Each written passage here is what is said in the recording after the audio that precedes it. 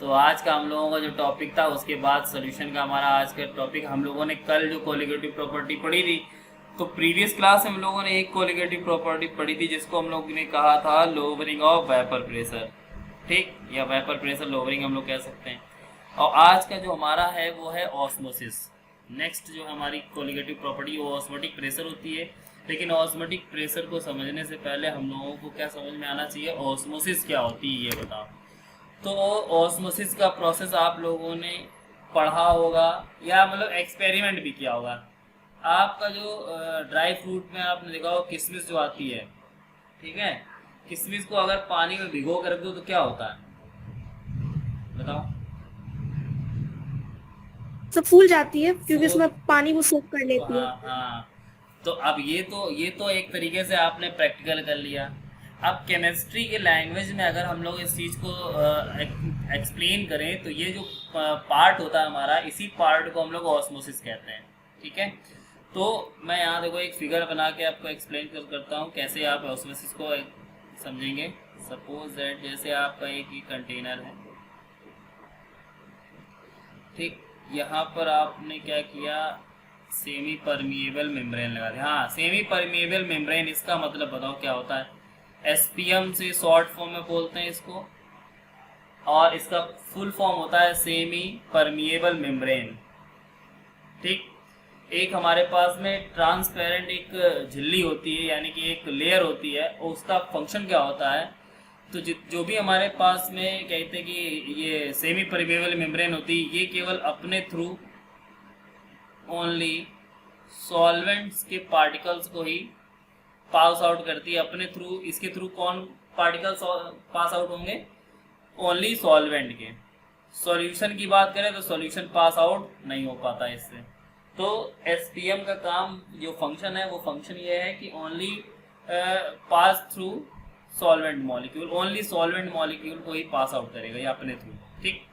तो suppose that आपने इस तरीके से एक कंटेनर ले लिया, कंटेनर को थोड़ा अच्छा बनाते हैं,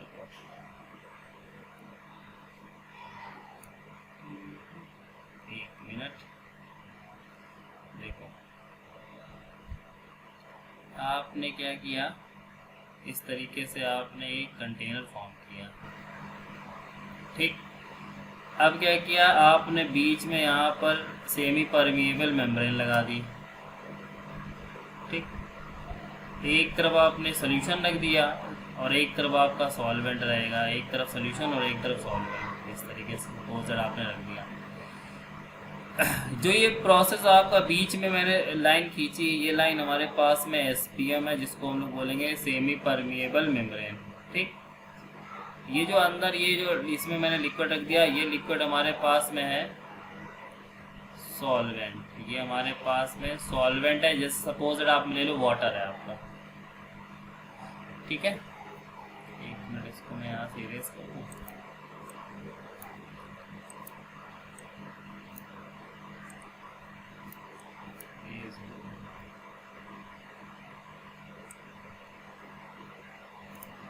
ठीक है, तो यहाँ पर जो हम लोगों ने यूज़ किया है वो क्या है, हमारे पास सॉल्वेंट है, और उसके बगल में ये जो रखा है यहाँ पर मैंने मान लिया ये हमारे पास में क्या है, यहाँ पर आपने ले लिया ये है सॉल्यूशन, ठीक है। नेटवर्क इशू है, थोड़ा सा सिंक्रोनाइज नहीं हो पा रहा है, एक मिनट रुकना जरा।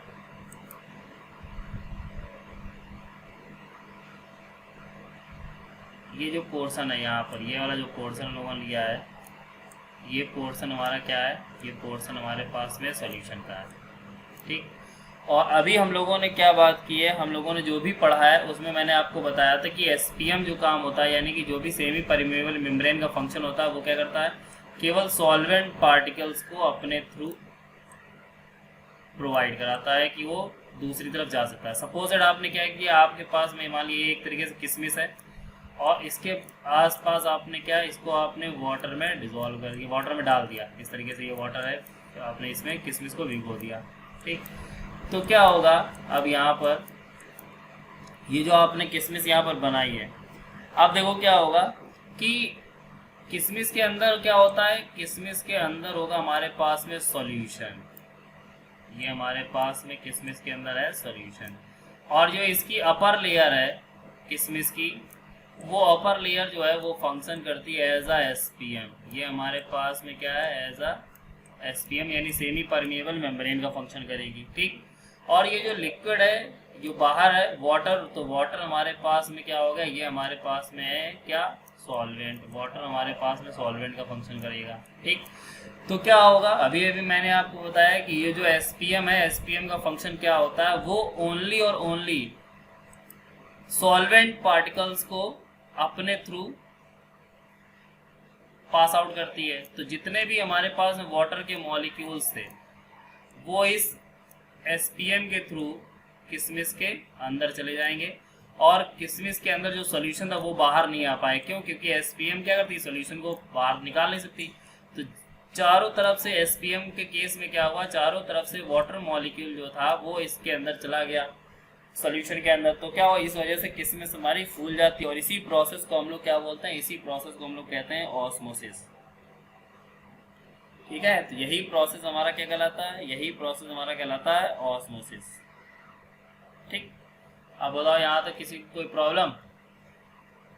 अब क्या कंडीशन आएगी, आप यहाँ फिगर पे देख सकते हो इसको, ये हमारे पास में फिगर बना हुआ है, यहाँ दिखाया गया है, देखो एरो बना के दिखाया गया है। तो एरो में आपको क्या दिखाई दे रहा है कि केवल देखो सॉल्वेंट पार्टिकल, देखो एरो बना के दिखाया, सॉल्वेंट पार्टिकल किधर जा रहा है, सॉल्यूशन के अंदर जा रहा है, ठीक। और किसके थ्रू जा रहा है, ये देखो ऊपर लिखा है सेमी परमिएबल मेम्ब्रेन के थ्रू सॉल्वेंट पार्टिकल सॉल्यूशन के अंदर जा रहा है, जिसकी वजह से क्या होगा कि सॉल्यूशन का जो अमाउंट होता है वो क्या इंक्रीज हो जाता है। जैसे किशमिश है, किशमिश में क्या अंदर सॉल्यूशन कम है, लेकिन जैसे ही आपने उसको वाटर के अंदर डिजोल्व डाला उसमें, तो क्या होगा, जब वाटर उसके अंदर गया तो जाने के बाद में सॉल्यूशन का जो अमाउंट है वो इंक्रीज कर जाएगा, तो जिसकी वजह से वो फूल जाती है। तो सेम वही प्रोसेस होता है कि सॉल्वेंट पार्टिकल्स का, एक मिनट कोई आया, अनुराग जल्दी से आ जाओ, अनुराग लेट हो गया आज, ठीक है। तो सॉल्वेंट पार्टिकल्स का सॉल्यूशन के थ्रू यानी सॉल्यूशन की तरफ या फिर अवे क्या होगा, सॉल्यूशन की तरफ उसका जाना, और किसके थ्रू जाना, एसपीएम के थ्रू जाना, क्या कहलाता है हमारा, ये प्रोसेस हमारा कहलाता है ऑस्मोसिस, ठीक। अब एक काम करें हम लोग, सपोज दैट आपने क्या किया, सॉल्यूशन पर, ये जो सॉल्यूशन है, सॉल्यूशन के ऊपर आपने क्या किया, एक प्रेशर अप्लाई कर दिया, ठीक। तो ये प्रेशर ऊपर से नीचे की तरफ आपने अप्लाई किया। जब प्रेशर इस तरीके से अप्लाई होगा तो ये देखो इधर ये प्रेशर ऐसे भी लगेगा, फिगर में देखते जाइए, ऐसे प्रेशर लगेगा, कॉन्टिन्यू प्रेशर लगता जाएगा क्योंकि हमने प्रेशर अप्लाई किया सॉल्यूशन पर। तो जब सॉल्यूशन पर आपने प्रेशर अप्लाई किया तो प्रेशर इतना ज़्यादा हाई था, हम लोगों ने यहाँ पर प्रोवाइड कराया कि सॉल्वेंट के पार्टिकल्स जो थे एसपीएम के थ्रू सॉल्यूशन में जो एंटर कर रहे थे, तो जब प्रेशर अप्लाई करने के बाद में अब सॉल्वेंट के पार्टिकल्स जो थे वो सॉल्यूशन में एंटर नहीं कर पाएंगे। तो जब सॉल्यूशन में एंटर नहीं होगा सॉल्वेंट, तो कौन सा प्रोसेस रुक जाएगा, प्रोसेस हमारा ऑस्मोसिस प्रोसेस जो हो रहा था प्रेशर लगाने की वजह से, वो ऑस्मोसिस प्रोसेस क्या हो गया, रुक गया। तो ऑस्मोसिस प्रेशर को रोकने, ऑस्मोसिस जो थी प्रोसेस, इसको रोकने के लिए हम लोगों ने जो एक्सटर्नल प्रेशर लगाया हुआ है, इसी एक्सटर्नल प्रेशर को हम लोग कहते हैं ऑस्मोटिक प्रेशर। और ये प्रेशर किस पर अप्लाई किया आपने, सॉल्यूशन पर अप्लाई किया है। तो सिंपल सी लैंग्वेज अगर हम लोग बोले, हमारी जो सेकेंड कोलिगेटिव प्रॉपर्टी है ऑस्मोटिक प्रेशर, वो क्या होती है कि आप external pressure applied on solution which prevent the osmosis process.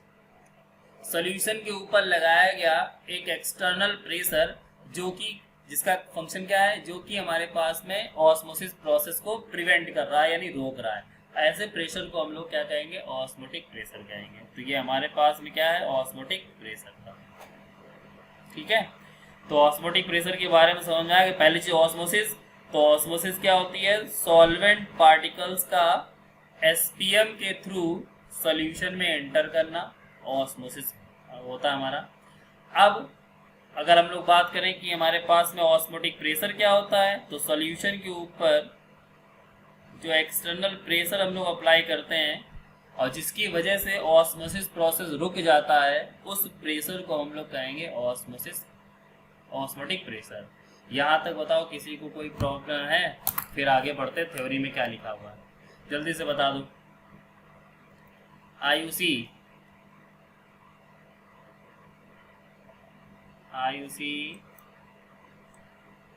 Yes sir. कोई दिक्कत है यहाँ तक? नहीं सर। प्रगति, नो सर, नहीं है। अनुराग और देवांश, जल्दी बताओ तुम लोग। अभी तो आया अनुराग, समझ में आया ये? देवांश? Yes sir.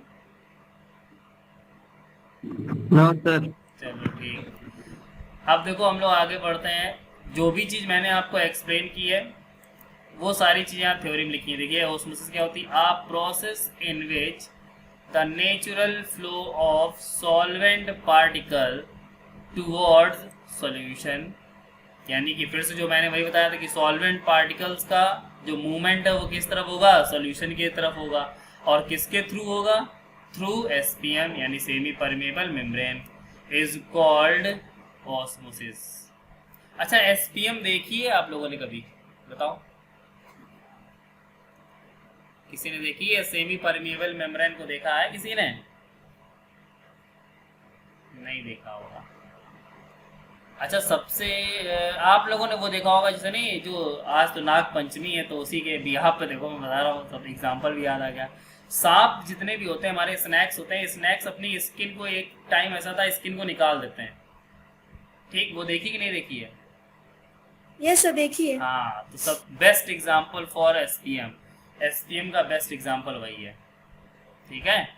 कंडीशन ये आती है, एसपीएम का फंक्शन क्या होता है? जैसे सपोज दैट जो हमारे पास में डेजर्ट या फिर ये मान के चलो कि जैसे रेगिस्तान वगैरह में जो वहाँ पर सर्वाइवर जो होते हैं वो लिए रहते हैं साथ में, एक पतली सी झिल्ली होती है।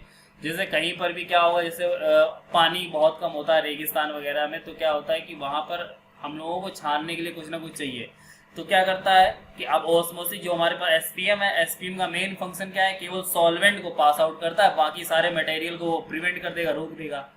तो जैसे ही कहीं फिर गंदा पानी हमको दिखाई दिया, हमने उसमें एसपीएम डाली, एसपीएम डालने के बाद क्या होगा? वो केवल वाटर को अलग कर देगा, बाकी जितना मड होगा, सॉल्वेंट हो, जितनी भी चीज़ उसमें अटैच होगी सब चीज़ें अलग कर देगा। तो ये हमारा एसपीएम का फंक्शन मेन यही होता है, वाटर को अलग कर दिया। और इसी प्रोसेस को हम लोग क्या बोलते हैं? ऑस्मोसिस कहते हैं। ऑस्मोसिस प्रोसेस को रोकने के लिए हम लोग सॉल्यूशन के ऊपर एक प्रेशर अप्लाई करते हैं और उसी प्रेशर को हम लोग कहते हैं ऑस्मोटिक प्रेशर, जो कि हमारी सेकेंड कोलिगेटिव प्रॉपर्टी है, ठीक? देखो लिखा हुआ है यहाँ पर, ऑस्मोटिक प्रेशर जो है, the external pressure act on solution and prevent मतलब रोकना, and prevent the osmosis process is called osmotic pressure. It is represented by pi, इसको पाई से रिप्रेजेंट करते हैं, ठीक है? यहाँ पर क्या है कि आपके 3 पार्ट जो थे वो हट गए हैं। पहले यहाँ पर 2-3 पार्ट्स और हुआ करते थे। जो आपका रिड्यूस्ड सिलेबस जो है उसमें इसी चैप्टर से 3 चीज़ें हट चुकी हैं। कौन कौन सी चीज़ें हटी हुई हैं? पहली चीज़ आपका हट गया want of factor. Want of factor आपका हट चुका है यहाँ से, ठीक? और दूसरा आपका हट गया है abnormal molecular mass. Abnormal molecular mass, ये पार्ट हमारा यहाँ से हट गया है, ये 2 पार्ट, ठीक है? तो ये हम लोगों को नहीं पढ़ना है, लेकिन वांट ऑफ लॉ पढ़ने हैं। चलो देखते हैं,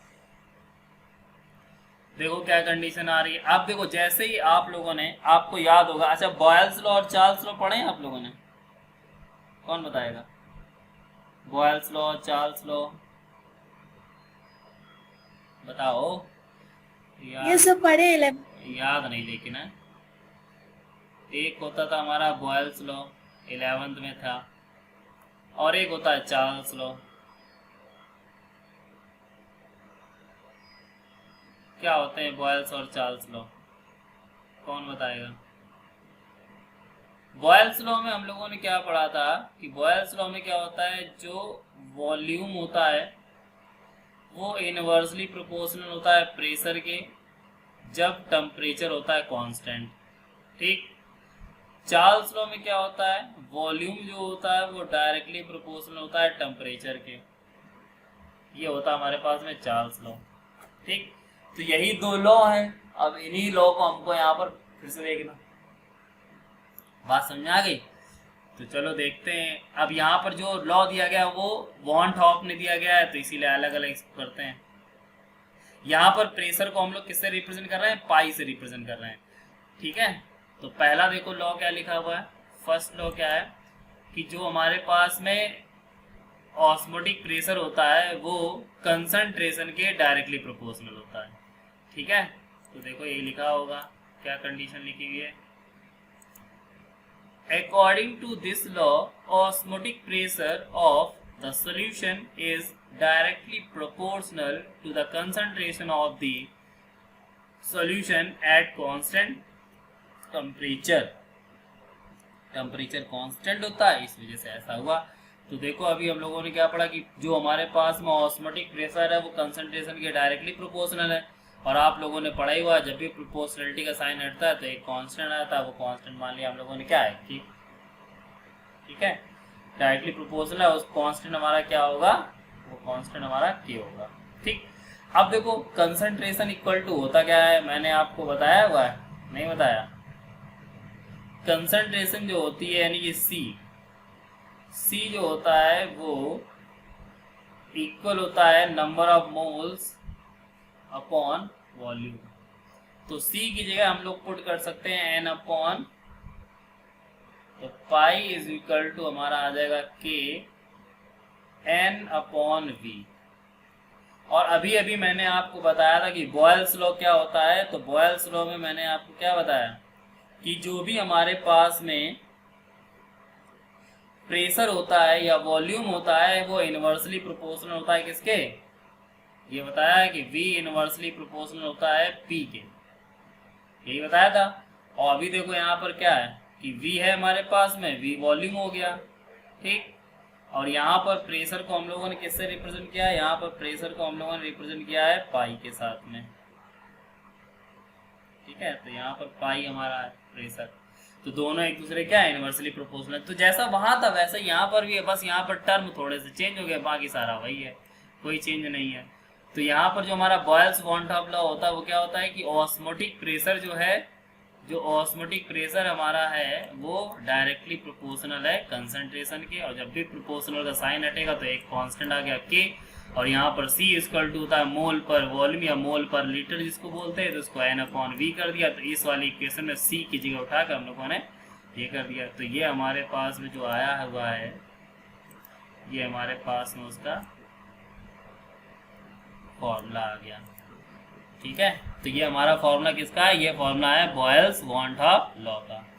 नेक्स्ट आएगा चार्ल्स वॉन टॉप लॉ। तो चार्ल्स वॉन टॉप लॉ में क्या होता है, जो भी हमारा ऑस्मोटिक प्रेशर है वो डायरेक्टली प्रोपोर्शनल होगा उसके टेम्परेचर के। जैसे चार्ल्स था तो चार्ल्स में भी यही था, तो आप देख लेते हैं। तो नेक्स्ट देखो क्या लिखा हुआ है, चार्ल्स का देखते हैं। तो चार्ल्स में देखो क्या लिखा है, according to this law atmospheric pressure of the solution is directly, यहाँ ये गलत लिख गया है, यहाँ पर आप लोग एटमॉस्फेरिक ना लिख के क्या लिखोगे, क्या होना चाहिए, एटमॉस्फेरिक की जगह ऑस्मोटिक, ऑस्मोटिक की बात कर रहे हैं ना, तो यहाँ ये गलत लग गया, इसकी जगह ऑस्मोटिक प्रेशर लिख देना। According to this law osmotic pressure of the solution is directly proportional to the absolute temperature at constant concentration. तो अब की बार जो प्रेशर होगा वो टेम्परेचर के डायरेक्टली, जो प्रेशर था वो टेम्परेचर की क्या है, डायरेक्टली प्रोपोर्शनल है। और when a proportionality sign removed a constant present, तो ये कांस्टेंट हमारे पास में क्या आ गया, के आ गया। अब जरा मेरे को आप लोग ये बताओ कि what is the equation of ideal gas. Ideal gas equation क्या होती है, कौन बताएगा, सबने पढ़ी होगी, याद है कुछ, ये पढ़ी थी, PV is equal to nRT। ये इक्वेशन हमारी कहलाती है आइडियल गैस इक्वेशन। ठीक, तो ये तो गैस की बात हो रही है और हम लोग चैप्टर पढ़ रहे हैं क्या, सोल्यूशन। तो सोल्यूशन में हम लोग प्रेशर को रिप्रेजेंट किससे करेंगे, पाई से, क्योंकि ऑस्मोटिक प्रेशर यूज कर रहे हैं। वॉल्यूम की जगह तो वॉल्यूम रहेगा इक्वल टू एन की जगह एम रहेगा, और ये हो गया आर और ये हो गया टी। तो हमारे पास में अब अगर मैं बात करूं कि हमारे पास सॉल्यूशन के लिए इक्वेशन क्या होगी, वो होगी pi V is equal to N R T. और इसको हम लोगों ने कैसे निकालते थे, बॉयल्स और चार्ल्स लॉ को दोनों को एक साथ कंबाइन कर देते थे तो हमारे पास ये फॉर्म हो जाता था। तो यहाँ पर भी हमारे पास में दो लॉ हैं, बॉयल और चार्ल्स लॉ, दोनों को एक साथ इक्वेट कर देंगे, हमारे पास वैल्यू आ जाएगी। तो चलिए देखते हैं, देखिए क्या लिखा हुआ है कि according to Boyle's van't Hoff law, तो बॉयल्स वॉन टॉप लॉ हमारा ये होता है। फिर नीचे according to Charles van't Hoff law, तो चार्ल्स वॉन टॉप लॉ पाई और प्रोपोर्शनलिटी की होता है। अब ये 1 और 2 दोनों को ऐड कर एक साथ लिखेंगे, तो पाई ये भी है और पाई ये भी, दोनों पाई है, तो इनकी जो राइट हैंड वैल्यू दोनों का मल्टीप्लाई करा देंगे। तो यहाँ देखो क्या आएगा n, और यहाँ सेकंड वाले से क्या आएगा t, तो n और t का मल्टीप्लाई एन टी, और अपॉन में v था तो v रह गया। अब प्रोपोर्शनलिटी का साइन हटेगा तो कांस्टेंट क्या आएगा, r यहाँ पर आ गया, v को उठाकर आप इधर ले गए तो क्या होगा, pi v is equal to क्या आ जाएगा, एन आर टी। तो जैसे P V equal to N R T था वो गैस के लिए था, और यहाँ pi V equal to N R T है, तो किसके लिए होगा, ये हमारे पास में सॉल्यूशन के लिए होगा। अब मैंने अभी आपको बताया था, लास्ट क्लास में बताया था कि जितनी भी कोलिगेटिव प्रॉपर्टीज होती हैं उन सारी कोलिगेटिव प्रॉपर्टीज का मेन जो यूज होता है वो क्या होता है, मॉलिक्यूलर मास को डिटरमाइन करना, और वो मॉलिक्यूलर मास किसका होना चाहिए, सॉल्यूट का। और एक चीज मैंने आपको बताई थी कि जितनी भी कोलिगेटिव प्रॉपर्टीज हैं आपकी सारी की सारी कोलिगेटिव प्रॉपर्टीज सॉल्यूट के मॉलिक्यूलर मास के इनवर्सली प्रोपोर्शनल होती हैं। तो आप देख लेते हैं जरा क्या रिलेशन होता है। तो लिखा है relation between molecular weight and osmotic pressure. क्या रिलेशन होता है, अभी आपने देखा, जो भी आपने यहाँ से निकाला उसी को यहाँ पर हम लोग रख के सॉल्व करेंगे। देखिए मैंने आप लोगों को यहाँ पर बताया हुआ है कि नंबर ऑफ मोल्स निकालने का फॉर्मूला क्या होता है, वेट अपॉन मॉलिक्यूलर वेट। तो यहाँ n जो था ये n को हटाकर w अपॉन m कर दिया। अब देखिए यहाँ पर कोलिगेटिव प्रॉपर्टी भी आ गई और मॉलिक्यूलर मास भी आ गया। तो ये जो हमारा फॉर्मूला है, ये फॉर्मूला हमारा किसके लिए है, ये फॉर्मूला हमारा मॉलिक्यूलर मास को कैलकुलेट करने के लिए। अब जरा रिलेशन चेक कर लेते हैं। तो पाई जो है वो हमारी कोलिगेटिव प्रॉपर्टी यानी ऑस्मोटिक प्रेशर, और m क्या है, m हमारा मॉलिक्यूलर मास है। तो इन दोनों में रिलेशन आप देख सकते हैं कैसा रिलेशन है, इनवर्सली प्रोपोर्शनल का रिलेशन है। तो देखिए यहाँ लिखा भी हुआ है कि जितनी भी हमारे पास में कोलिगेटिव प्रॉपर्टीज होती हैं सारी की सारी कोलिगेटिव प्रॉपर्टीज कैसी होती हैं, सारी की सारी कोलिगेटिव प्रॉपर्टीज हमारी मॉलिक्यूलर वेट के या मॉलिक्यूलर मास के इनवर्सली प्रोपोर्शनल होती है। ये हमारे पास में सेकंड जो थी हमारी कोलिगेटिव प्रॉपर्टीज वो कंप्लीट हो गई। ठीक, चलिए अब बात करते हैं, यहाँ तक बताओ कोई प्रॉब्लम फर्स्ट और सेकंड में, फिर थर्ड स्टार्ट करें।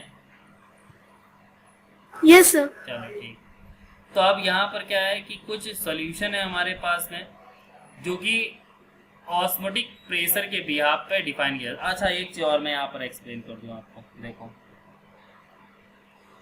क्वेश्चन यहाँ पर आपका एक पूछा जाता है एग्जाम में, कैसा क्वेश्चन हुआ आता है, रुको मैं बताता हूँ आपसे। क्वेश्चन इस तरीके से दिया जाएगा, यही बता दूँ, इधर पीछे भी अच्छी है। देखो क्वेश्चन मैं इस तरीके से कह रहा हूँ,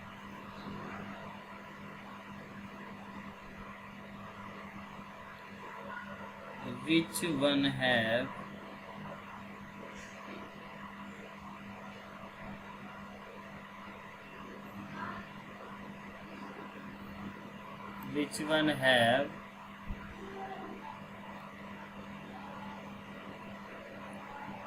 higher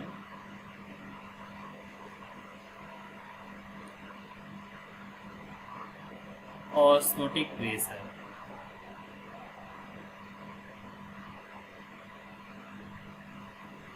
ऑस्मोटिक प्रेशर किसका हाई होगा। ठीक, अब देखो मैं क्वेश्चन लिख रहा हूँ, यहाँ बताना किसका हाई होगा। तो पहला क्वेश्चन आपका ये है,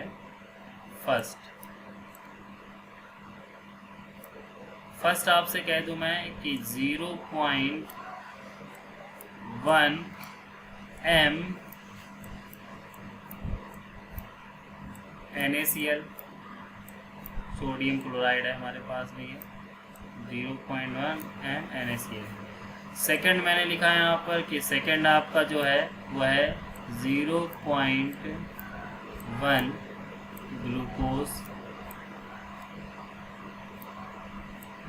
ग्लूकोज का फॉर्मूला क्या होता है, कौन बताएगा, जल्दी बताओ।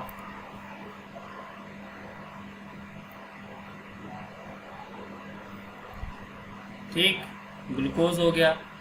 थर्ड C6H12O6 होता है फॉर्मूला। थर्ड जो आपका क्वेश्चन आया वो है 0.1 m, ठीक है, 0.1 m यहाँ दे रखा है आपका ZnSO4 इस तरीके से, ठीक है। अब जरा बताओ किसका ऑस्मोटिक प्रेशर सबसे ज़्यादा होगा। ये आपके कोई उसमें आया हुआ है क्वेश्चन NCERT में,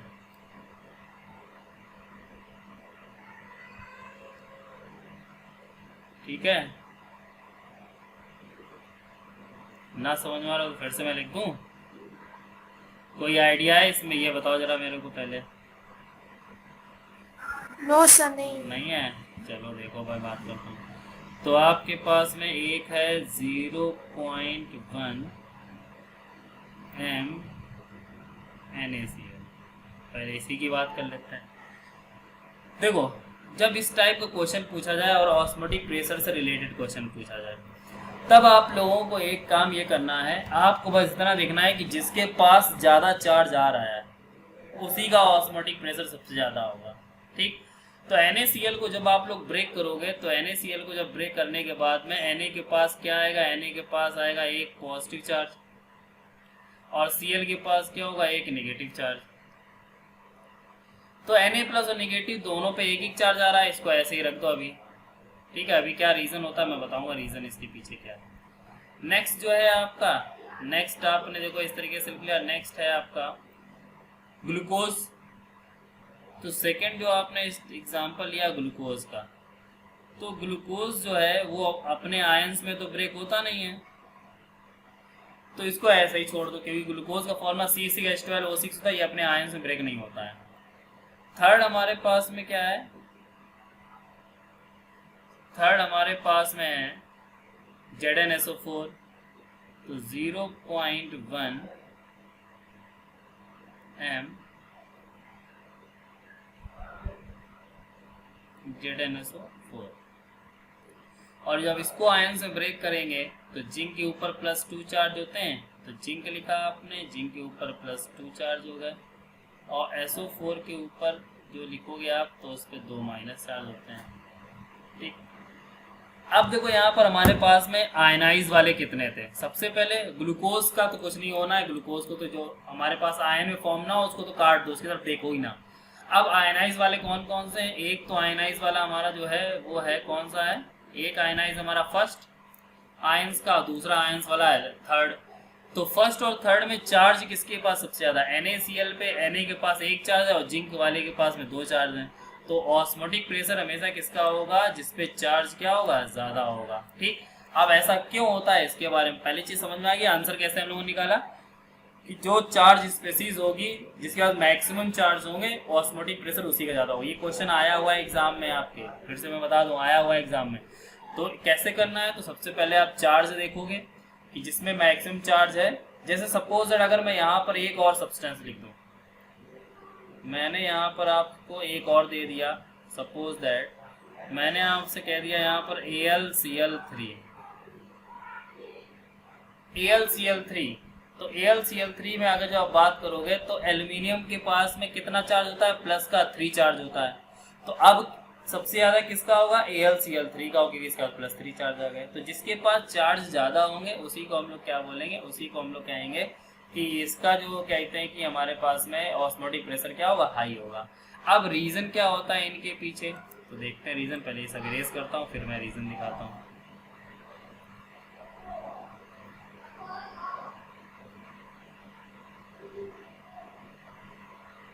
सब इरेज करते हैं। देखो क्या रीजन होगा इसके पीछे।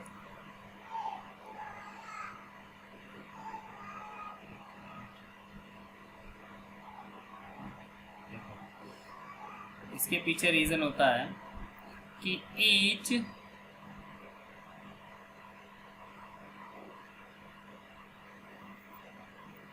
each ion in a solution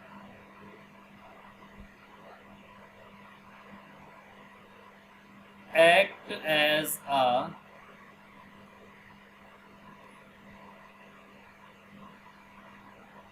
atom और मॉलिक्यूल।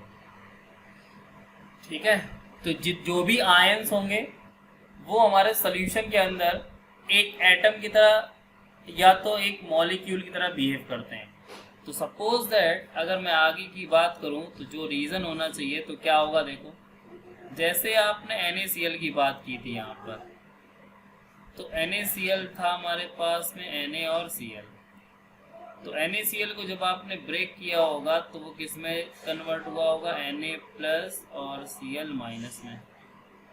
ठीक, आप देखो क्या कंडीशन है कि NaCl हम लोगों ने लिया था 0.1 लिया था हम लोगों ने। तो जब भी अब 0.1 लिया, अब सॉल्यूशन के अंदर की बात करें तो सॉल्यूशन में क्या होगा, जो Na है वो भी 0.1 हो गया और जो Cl है वो भी 0.1 हो गया। तो टोटल वैल्यू हमारे पास कितनी आ गई, टोटल वैल्यू हो गई 0.2। ठीक, तो जिसकी ये टोटल वैल्यू ज़्यादा हो जाएगी वही उसकी क्या होगी। अब यहाँ Zn की जब हम लोग बात करें तो Zn के ऊपर +2 चार्ज है, तो उसकी वैल्यू कितनी, उसकी भी हो जाएगी 0.2 हो जाएगी, और जो SO4 उसकी भी 0.2 हो जाएगी। दोनों को ऐड कर लेंगे तो 0.4 हो जाएगा, तो और बढ़ जाएगी। तो इस तरीके से हम लोग ऑस्मोटिक प्रेशर के केस में देखते हैं कि किसका ऑस्मोटिक प्रेशर हाई होगा। ठीक है, अब जरा बताओ ये वाला क्वेश्चन समझ में आया सबको। बस चार्ज देख लेने, जिसके पास चार्ज ज़्यादा होगा वही हमारे पास में उसका ऑस्मोटिक प्रेशर क्या होगा, हाई होगा। बताओ कोई प्रॉब्लम यहाँ तक। ये लाइन कहीं लिख लो, लिखी नहीं है, कॉपी पे लिख लो या तो स्क्रीनशॉट ले लो, बाद में लिख लेना कि each ion in a solution act as a atom और मॉलिक्यूल। हटा दूं, ले लिया स्क्रीनशॉट? Yes sir. चलो सबने ले लिया, स्टार्ट देख। अब क्या है कि अभी हम लोगों ने ऑस्मोटिक प्रेशर पढ़ा था, तो ऑस्मोटिक प्रेशर के बिहाफ पर सॉल्यूशन को 3 पार्ट्स में डिवाइड किया गया है। सॉल्यूशन हमारे 3 टाइप के, आप यहाँ देखते हो हाइपोटोनिक, आइसोटोनिक और हाइपरटोनिक। 3 टाइप के हमारे सॉल्यूशन होते हैं। ठीक, 3 टाइप के सॉल्यूशन होते हैं यहाँ पर। अब 3 टाइप के कौन कौन से सॉल्यूशन होते हैं, देखो यहाँ पर आपको दिखाई दे रहा है अमाउंट, यहाँ पर एक सिंगल वैल्यू रखी हुई है, 1 मिनट, यहाँ पर एक ही एटम रखा हुआ है, यहाँ देखो इसके कंपैरिजन में थोड़े से ज़्यादा हैं और यहाँ पर इसके कंपैरिजन थोड़े से और ज़्यादा हैं। सेकंड वाले जो बीच वाला केस है, बीच वाले केस में आप जरा काउंट करो तो देखो ये जो है हमारे पास में ये भी 6 हैं और ये भी क्या है 6, यानी कि जिसमें सॉल्यूट और सॉल्वेंट, ये जो एक ब्लू दिखाया गया है और एक पोर्शन जो आपका दिखाया गया कैसा, ब्राउन। तो एक पार्ट आपका सॉल्यूट है, दूसरा पार्ट आपका सॉल्वेंट है, और ये जो डॉट्स दिखाए गए हैं ये डॉट्स हमारा ऑस्मोटिक प्रेशर है। ठीक, तो ऑस्मोटिक प्रेशर यहाँ पर जो बीच वाला जो आइसोटोनिक है, सबसे ज़्यादा एग्जाम में जो पूछा गया है ये आइसोटोनिक ही है। तो आइसोटोनिक क्या होते हैं, जिसमें बीच वाले देखो, यानी कि सॉल्यूट का भी ऑस्मोटिक प्रेशर डॉट्स 6 हैं और सॉल्वेंट का भी ऑस्मोटिक प्रेशर कितना 6। तो आइसोटोनिक सॉल्यूशन क्या होते हैं कि those solution in which the osmotic pressure of solute and solvent is equal, या दोनों हमारे क्या होंगे, इक्वल होंगे, उसको आइसोटोनिक कहेंगे। हाइपरटोनिक की बात करोगे तो हाइपरटोनिक में देखो एक का ज़्यादा है और एक का क्या है, कम। और इसी तरीके से हाइपोटोनिक की बात करोगे तो उसमें भी एक का ज़्यादा और एक का कम। चलो अब इसको देख लेते हैं कि है क्या हमारे पास में। तो पहला हाइपरटोनिक देखो, जो सबसे लास्ट वाला है ये hypertonic. Hypertonic solution has more solute than the cell यहाँ सॉल्वेंट की बात की जा रही है। तो यहाँ पर देखो ये जो सॉल्यूट जो है सबसे ज़्यादा थे और ये सेल वाले क्या है, सेल वाले कम है। a cell placed in this solution will give up water यानी ऑस्मोसिस एंड श्रिंक.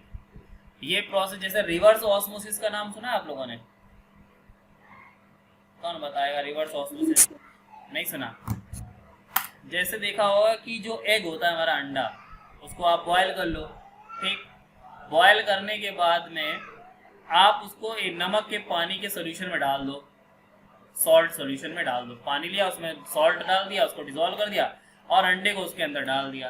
तो रिवर्स ऑस्मोसिस में क्या होता है कि अभी तक क्या था कि सॉल्वेंट जो था वो सॉल्यूशन के अंदर जा रहा था, और इस वाले में क्या होता है कि सॉल्यूशन जो है वो बाहर आ जाएगा, यानी कि जो अंडा जो होता है वो सिकुड़ जाता है, छोटा हो जाता है. इसको बोलते हैं रिवर्स ऑस्मोसिस. किशमिश का बड़ा होना ऑस्मोसिस और एग का सॉल्ट सॉल्यूशन में छोटा हो जाना कहलाता है रिवर्स ऑस्मोसिस. जस्ट रिवर्स हो जाता है. तो हाइपोटोनिक वही केस होता है. श्रिंक यहाँ जो लिखा है वही दिखाया गया है. आगे देखो क्या लिखा है. हाइपोटोनिक, ये फर्स्ट वाला है हमारा. Hypotonic solution has less solute. देखो यहाँ दिखा है, एक ही दिखाई दे रहा, तो सॉल्यूट हमारे लेस होंगे. Than the cell, a cell placed in this solution will take up water and below up. Next क्या, आइसोटोनिक. आइसोटोनिक में दोनों क्या होंगे, इक्वल होंगे. An isotonic solution has just the right amount of solute for the cell. Right amount मतलब equal, ठीक है, cell के इक्वल होता है. तो ये तीन टाइप के सोल्यूशन, जिसमें से आइसोटोनिक सबसे ज्यादा बार पूछा गया आपसे, बाकी दोनों नहीं पूछे गए अभी तक. तो यहाँ तक कि हम लोगों की आज की क्लास थी. अभी हमारे पास में क्या है, एक और बचा हुआ है. कौन सा? दो और हमारे पास में यहाँ और बचे हुए हैं. कौन कौन से दो बचे हुए हैं? कोलिगेटिव प्रॉपर्टीज हमारी देखो कहाँ गई, ये हमारे पास में है. दो कोलिगेटिव प्रॉपर्टीज और बची. एक टर्न का आपका और चैप्टर बचा हुआ, बस एक टर्न पे खत्म हो जाएगा आपका ये. यानी कि ये मान चलो नेक्स्ट क्लास होगी, उसमें लास्ट होगा हमारा ये. तो वो हम लोगों ने दो पढ़ लिए, वेपर प्रेशर पढ़ लिया और ऑस्मोटिक प्रेशर पढ़ लिया. और इससे रिलेटेड इसके साथ जितने भी एप्लीकेशन थे सारे पढ़ लिए. अब हमारे पास में जो नेक्स्ट होगा वो बॉइलिंग पॉइंट होगा और फ्रीजिंग पॉइंट होगा. इन्हीं दोनों के बारे में पढ़ेंगे. तो वो नेक्स्ट क्लास होगी.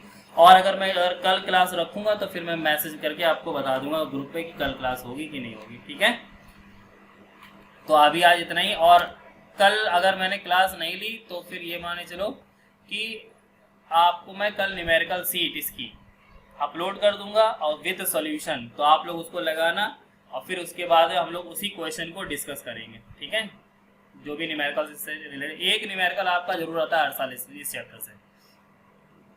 तो आज की क्लास हम लोग इतना ही रखते हैं. बाकी हम लोगों की नेक्स्ट क्लास जो होगी, अगर संडे को मैं रखूँगा क्लास तो संडे को मैं बता दूंगा कि क्लास होगी. उसके बाद में फिर आज की क्लास छोटी थी, ठीक है, क्योंकि इसके बाद का रिप्रेजेंटेशन हम लोग नेक्स्ट टर्न पे ही पढ़ेंगे. तो नोट्स सब लोग बनाते चलो, ठीक. और दूसरी चीज़ मैंने आपको बताई कि अगर कोई चीज़ आपको प्रॉब्लम आ रही है तो मैं अब लेक्चर रिकॉर्ड भी कर रहा हूँ. गूगल क्लासरूम में मैं लेक्चर रिकॉर्ड करके डाल दूंगा. आपकी क्लास छूट गई हो, जैसे नेटवर्क नहीं आ रहा है या फिर स्क्रीन में रिप्रेजेंटेशन में थोड़ी प्रॉब्लम आ रही है, तो आप वहाँ जाके वीडियो भी जिसको देख सकते हो. ठीक है, तो आज की क्लास में ये बताओ किसी को कोई डाउट या किसी को कोई क्वेश्चन पूछना हो, अदर चैप्टर से पूछना होगा. नहीं पूछना, चलो फिर कोई बात ही नहीं. ठीक है, चलो फिर आज क्लास 3 रखते हैं. बाकी नेक्स्ट क्लास हम लोग अगर संडे को रखूँगा तो मैं बता दूँगा. ठीक.